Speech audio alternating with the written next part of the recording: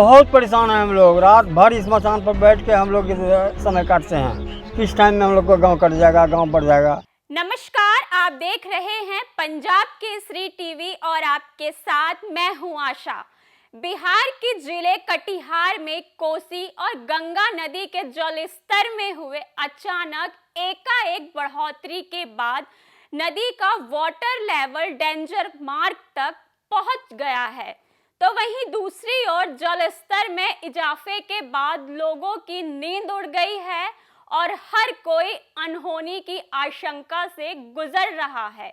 नदी के आसपास रहने वाले लोग बांस का मचान बनाकर दिन रात निगरानी कर रहे हैं ताकि यदि सैलाब का मंजर अचानक धमक पड़े तो समय रहते ही सुरक्षा के जरूरी कदम उठाया जा सके।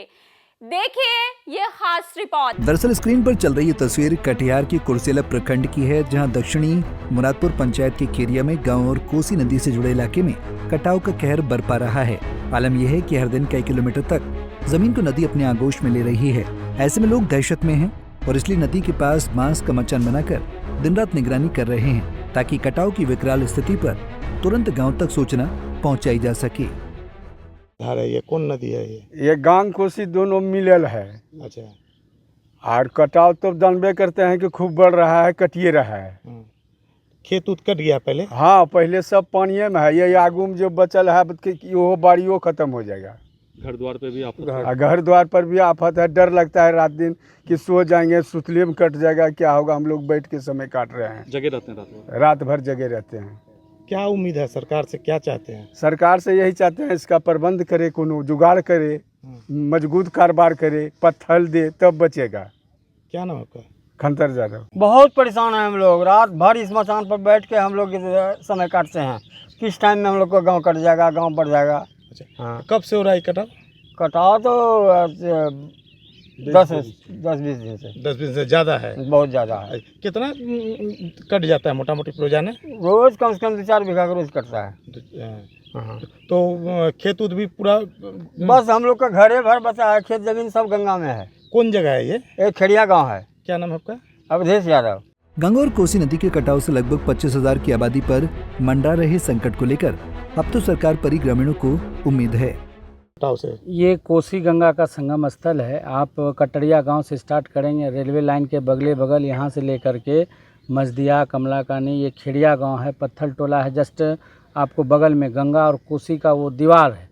और जिस तरह से सरकार बेसुध है, लगता नहीं कि ये गांव जो 25,000 आबादी का है, सिर्फ दक्षिणी मुरादपुर पंचायत जो है ये 17 वार्ड का है, लगभग 18,000 जनसंख्या यहाँ हुआ। इसके बगल में पूर्वी मुरादपुर पंचायत मजदिया है, फिर कमलाकानी है, और इधर से बगल जाएंगे जरलाही कट के पहले ही रोड पे आ चुका है।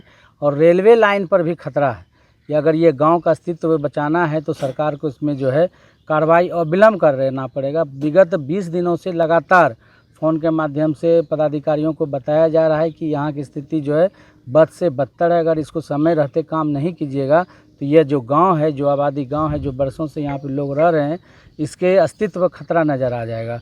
अभी आपका जो जीवन यापन इन लोगों का पूरा खेत इधर ही था, सारा खेत कट चुका है। मवेशियों के लिए अब जगह नहीं बचा कि कहाँ रखेंगे।